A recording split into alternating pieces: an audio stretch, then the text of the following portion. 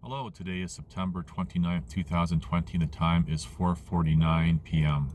I'm going to talk about something super serious. This is going to be a very serious video. Are you ready? Are you sitting down? You might want to grab a piece of paper or something to write on. Grab a pencil, a pen, crayon if that's your thing. Pencil, crayon, don't forget pencil, crayon. Markers even work. Or just etch this into stone, I don't care. This is important. I'm going to be talking about bread. No, I don't mean bread, slang for money, no. I'm talking about the bread that you eat. And the bread that I'm going to be talking about today is a very simple bread. And every culture around the world has this bread. And yeah, simple to make, very quick, and there's many ways of baking this bread. You don't even need an oven. So what this bread is, it's called bush bread or bannock, and as I said, simple, and you can do a lot with this particular dough. Now I'm going to be using proportions that's good for one person. You can get maybe even 2 meals out of it, depending on how much you like to eat bread. And it's, yeah, very simple, very quick. And you can pre-make the ingredients and say put it in a Ziploc bag if you're backpacking or whatever. And the only addition you need is water. So you gotta make sure you have water. So if you'll need, say for example, 1.5 cups of flour, any kind of flour really, bleached, unbleached, doesn't matter. I'm not going to say which one I use because I don't want to influence anyone.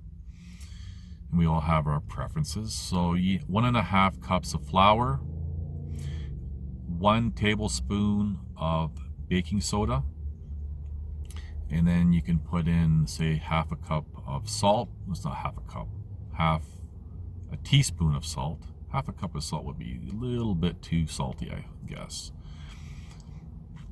So yeah, then that's it. You mix it all up, and as I said, if you want to make a huge batch of it, say to bag and carry with you, then you just double or triple the amounts that I said.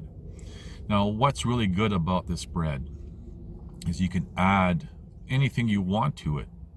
So say even if you pre-made it and you want to, say, dice up little pieces of cheese and salami, yeah, just throw it in and, you mix it all up with the water, get it to the texture, like of a doughy texture.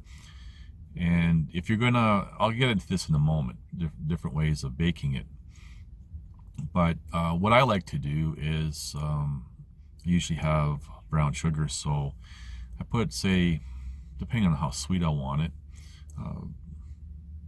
tablespoon of brown sugar, mix it all in really well. So baking it, this is the best part, is you can pan fry it. You can put it, say, in a Dutch oven. Say if you're out in the wilderness or whatever, camping, or even on a picnic. Perfect for a picnic. You can, heat up your pan. You can put butter in it if you want, or you can, melt some butter and then pan fry it in the butter, which comes out really nice. You can use just, say, olive oil, and it comes out has a nice little crispy thin layer of crust. So you can pan fry it. If you have, say, a skillet or cast iron fry pan and you got a fire pit going, set the fire, set your pan in there, heat it all up, put the dough in, and you gotta flip it. Usually when I do this for meat too, is I'll flip it back and forth. That way the heat's penetrating from both sides as it's cooking.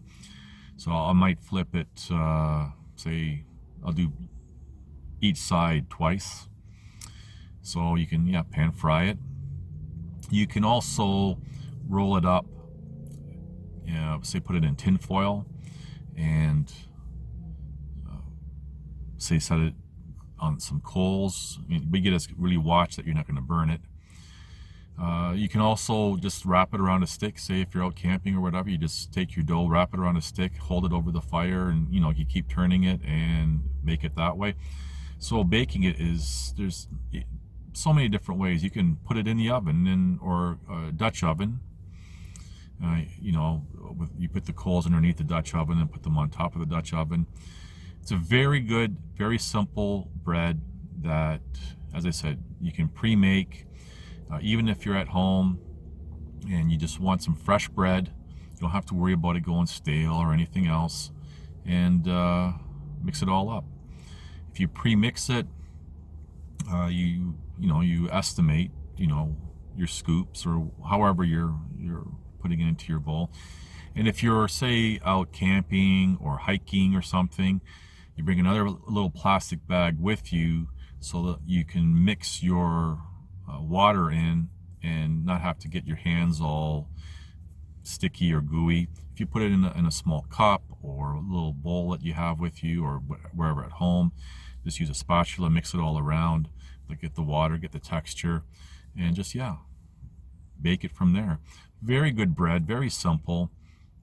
And again, you can add whatever other ingredients that you want inside of it. You probably even dice up some egg, some bacon, sausage, whatever you want. And it's a really good, very simple bread to make.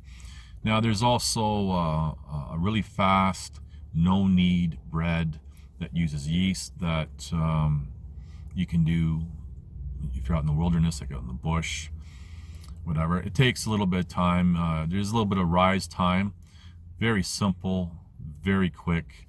I might talk about this in another video, but I'll leave the ingredients at the end of this video in case you're interested in no knead bread. Very simple, and again, you can add sugar to it. You can flavor it up. You can put chunks of apple in it. You can do whatever you want with it. I like a nice crust, and the crust turns out awesome on this no knead bread. So anyway, I just thought I'd share this for whatever it's worth to you. This is, again, nothing to do with anything that I normally talk about, but just maybe gets a little diversity here in my videos. I don't know.